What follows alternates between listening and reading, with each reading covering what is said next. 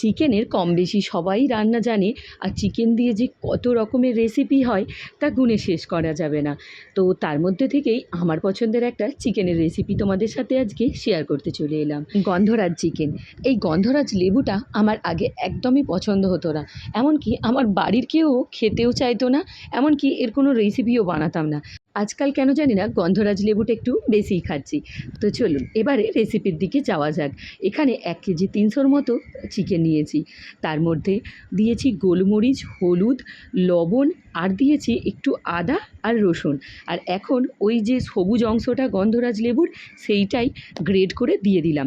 এখানে কিন্তু একটুও সাদা অংশ দেওয়া যাবে না, তাহলে কিন্তু চিকেনটা তেতো হয়ে যাবে। তো ওইটা ম্যারিনেট করতে দিয়েছিলাম আধা ঘন্টার জন্য। এবারে অন্যদিকে কড়াইয়ে আদা, রসুন আর তার সাথে দিয়ে দিয়েছি পেঁয়াজ, ওটা ভালো মতো ভাজবো। অন্যদিকে আধ ঘন্টা হয়ে গিয়েছে। এবারে চিকেনের মধ্যে ওই গন্ধরাজ লেবু আবার আমি চিপে দিয়ে দিলাম। তো এখানে মোট একটা লেবুর রস হলেই হয়ে যাবে। তো এই পেঁয়াজ, আদা, রসুন ভালো করে ভেজে ওর মধ্যে চিকেনটা তুলে দেব। আমরা যেহেতু কাঁচা লঙ্কার তরকারি খাই, তাই এখানে কাঁচা লঙ্কা ইউজ করলাম।